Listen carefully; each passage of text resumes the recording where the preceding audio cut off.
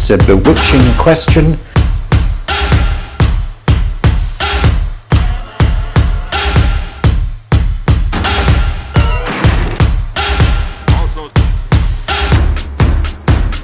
One opportunity to seize everything that you ever wanted in one moment. Would you capture it? Or let it slip? Was that Eminem? Yes.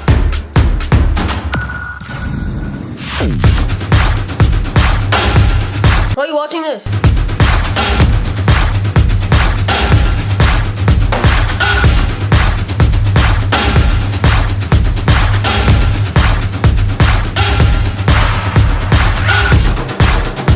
Now it's time for our wrap-up. Let's give it everything we've got. Ready? Begin. You begin. There's a lot of sun on my face right now, so the cap is back just for like a very temporary period. I'm aware that introduction was super fast-paced and like attention-grabbing, but that's only because I don't want to take your tiny spans for granted. I'm not making fun of you, it's just a fact when I can't sit through a lot of these essay videos. So I hope you were captivated, and now comes the good advice and reading my essays. Yeah, please subscribe.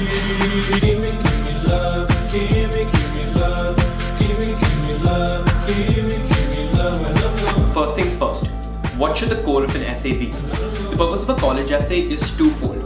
Treat it as an intersection for Venn diagram. On one side you have your personality, and on the other side you have experiences. And both of these sides sort of reinforce each other. Because when you're writing about something, your sole purpose is to tell them something about yourself that your application already doesn't tell.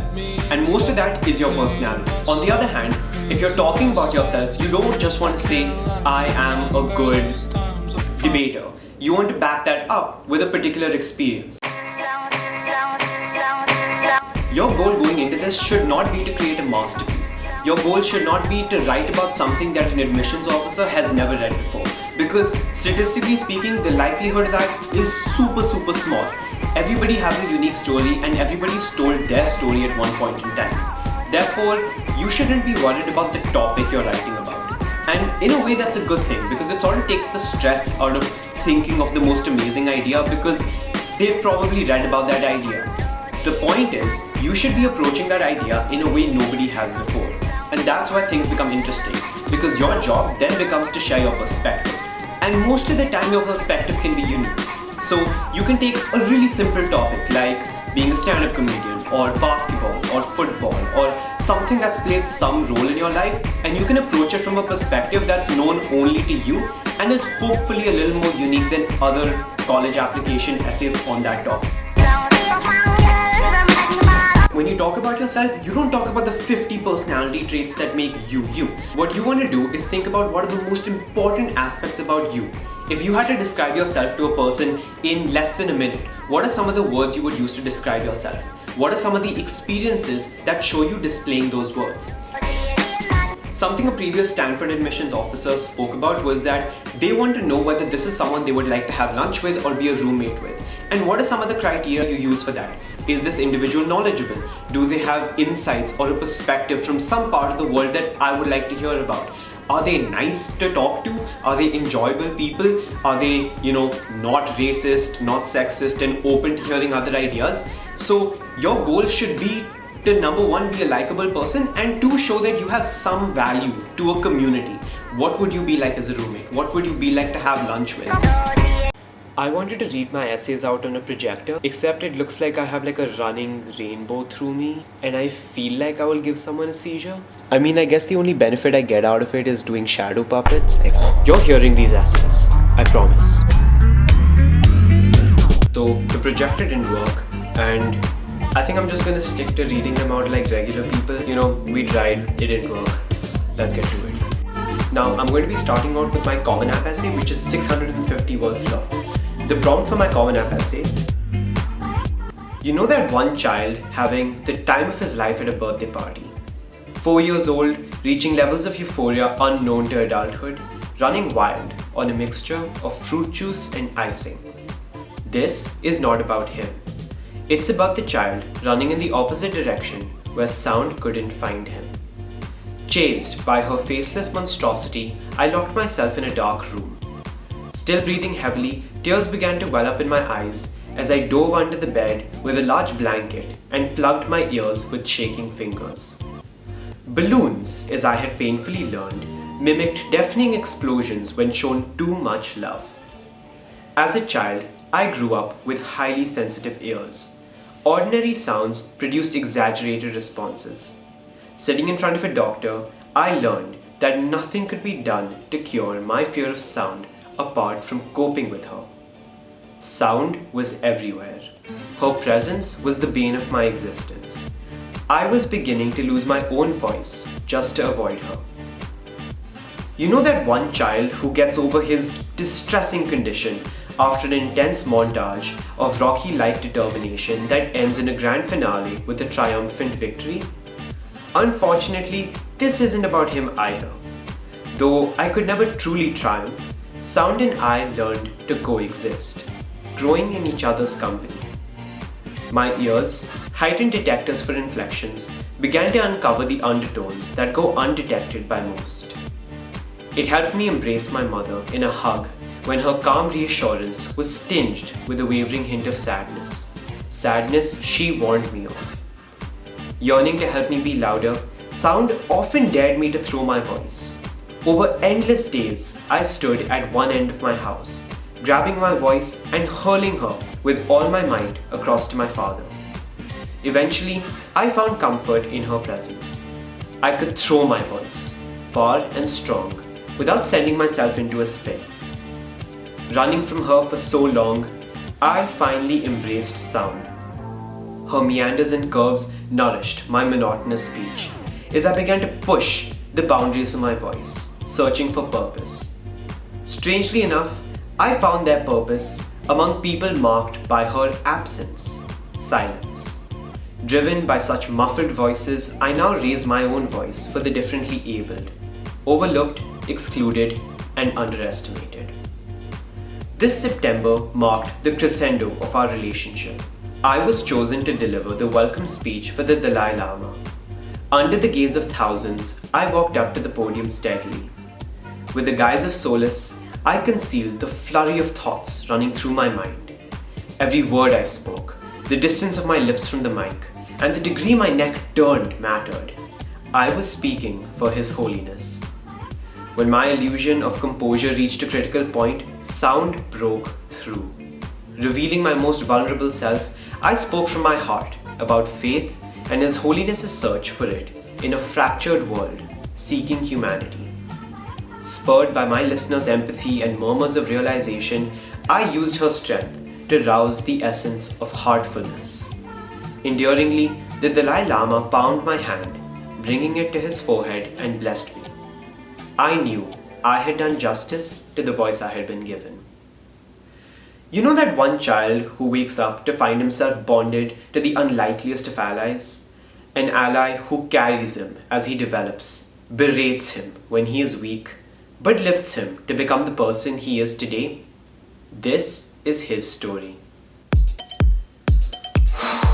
Okay, so a few quick things I'd like to note about it before we jump on to the next essay.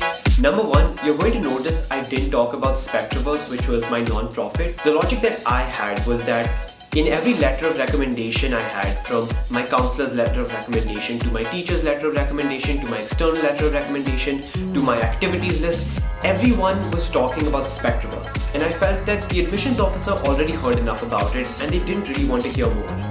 And in that case, I suggest that you use a personal story, something that shows a different side of you. And most of the time, something that's really personal to you can have a lot of sadness in it. But what I would suggest is that instead of making your admissions officer feel bad for you or, try to relive the same emotions, a much nicer emotion is happiness. And if you can get them to laugh, if you can get them to smile, then I personally feel like you'll be a little more memorable than all of the really sad stories that are there. The third and last thing I would talk about my Common App essay is, if you're going to notice, the idea of public speaking, your relationship with trying to grow your own voice and develop it and becoming comfortable with your own voice is a topic that's spoken out a lot about, but I wanted to put a twist on it with my perspective. And that's why I say it's so important to have a unique take on a topic rather than the topic itself. Now we come to the 250 word essays. So there are 3 of these essays. The first one is about intellectual vitality. F and J. Running my hands over the laptop's keyboard, my fingers seamlessly moved over 2 subtle bumps. It was 2 a.m. in the night, and out of exhaustion, I placed my head sideways on the desk. Right on the keys F and J were 2 lifted lines, deformities hiding in plain sight. Get it? Plain, because plain, P-L-A-I, never mind. Curious, I jolted upright and brushed the notches with the tips of my indexes, trying to understand their purpose. One search was enough to keep me awake. For most, they help one orient their hands without looking down. For me, however, their application for the visually impaired was suddenly clear. These 2 bumps signify the seamless integration of a feature without serving as an impediment to others. They represent how equity stands for so much more than just creating exceptions in our daily lives to accommodate minorities. F and J prove that genuine equity demands mainstreaming without calling out the differences between you and me. With this experience, I seek to approach ideation from a different perspective. One that initiates its search by widening the door for all, yet not highlighting the changes it makes to its dimensions. A pursuit of social psychology, wielding a human-centric approach for each problem I challenge. Only when you empathize with those you impact will the process of ideation yield radical results. F and J taught me that 2 subtle bumps could be all that it takes to drive inclusion. So, 2 quick takeaways from this essay. Number 1, when people talk about the intellectual vitality essay of Stanford, it creates a lot of pressure because you want to show that you're thinking about something really big that proves that you're intellectually vital. Vital, is that how you say it? But sometimes you can just take a really ordinary experience and talk about how your thoughts on that small experience and that insight that you had was what brought about intellectual vitality. So it spoke about how I, from my laptop's keyboard, tried to rethink the way I look at the ideas of inclusion and equity. The second thing I'm going to be talking about is a little interesting. I like to call this the idea of nudges. So I first read about this story where, an Apple employee would be working in the store and they'd basically tilt the screens of the MacBooks. Wait, I think it's better if I show it to you. They'd tilt the screens of the MacBook till it was just in an uncomfortable position and it was too much, so that whenever a customer would walk into the store, they'd physically hold the MacBook and lift it up so that it could be upright. And what they were trying to prove was that the moment you have a physical connection with any device, your likelihood to buy it increases. And that's something I try to do with my essays. I tried to see how I could make someone more invested in the essay that I was writing. And that's why the idea of F&J seemed really interesting to me, because what I thought was that when my admissions officer would be reading the essay and they'd come across this idea of 2 notches on the keys of F and J, she would look down and see the notches and be like, oh my god, these exist, and then they'd go on and read the essay. The next essay I have is my note to my future roommate. And everyone sort of takes a different path with this. Some people like to be extremely quirky. I don't think I'm that quirky of a person. I don't like the word quirky at all. I just feel like it's disingenuous. I don't have too many small things that, are like really strange and interesting to talk about. I'm a fairly open book. I don't have a secret obsession with Coca-Cola bottle caps. There's an essay on that, by the way. Let's get into the essay. Brace yourself. Our first high five will not be as a pair, but along with 3 other individuals. A bear hug you never really asked for. The barrage of people who will envelop you in those seconds of lost oxygen will give our relationship meaning for years to come. Hearing my brother's stories about our swims in the 4-foot deep puddles of Indian monsoons, you will realize why I get excited when I hear sound bites of thunderstorms and droplets. When you pour through my mother's scribbled recipes for prawn hargao, our late night escapades at Fula Mum for their dim sum will make sense. Only my father's incessant reminder, health comes first, can prepare you to catch the deep scent of turmeric as I prepare haldi doodh on an exam night, an exception to the terrible cook I am. Hearing the tales of my Nana's sweet shop in Patel Nagar, the hereditary nature of my sweet tooth will wash over you like kheer on a bundle of almonds. I'm not fond of that line. I have been nurtured by the people around me, and I will share each of these traditions with you, eager to hear many more in return. They say you never marry a person, you marry into a family. Creepy comparisons to marriage aside, welcome to mine. Sure. Smiley face. I try to speak about how each of the members of my family had influenced me in one way or another, and how my roommate wasn't just going to have a relationship with me, they were going to have one with each member of my family through me, if that makes sense. The last essay is something meaningful to you and why. And this is my essay.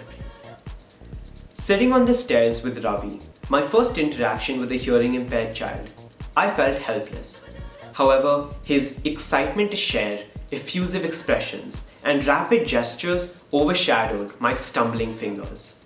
It transformed our silent charades into a connection beyond words. In those moments, I stepped into the world of Indian Sign Language, a pocket universe that has carved my ability to communicate with the deaf. Through ISL, I discovered that the power of spoken words, though prominent, is not absolute. Along with a variety of movements, ISL entails the medley of emotions expressed behind each gesture. Every shift of my head, bump of my shoulder, and raise in my eyebrows influences my message. It modifies the answer, "My name is Shaurya," in lowercase, to "My name is Shaurya," an unexpected response to a seemingly innocent question. Signing with speech and hearing impaired candidates, masterful expressionists at Spectraverse, I become the student. I absorb each facet of the language they developed and its recognition for which they fought. Hoping to untangle my stumbling fingers, I learn to advance from my limitations in ISL. Carrying reactionary eyebrows, thought-provoking glances, and dramatic shoulder shrugs have become instinctual, feeding my propensity to forge bonds beyond my voice and the words that people can hear. Muting myself, I understand the beauty of non-verbal communication, naturally becoming a more persuasive, compelling, and authentic communicator. That is the power of ISL, and that is what the language of silence has taught me. So across my Common App essay and this essay, I sort of tried to cement the idea of communication. My Common App essay focused on verbal communication and my relationship with sound, and this essay sort of came together with the idea of non-verbal communication and how gestures and signs and facial expressions can communicate so much more than you think. So what's some final tips I have for all of you? Number one, kill your babies. Sometimes you're going to spend an obnoxious amount of time on one particular essay. Fun fact, the topic of my Common App essay, I never wanted it to be about sound. I wanted it to be about dim sums because I'm obsessed with dim sums.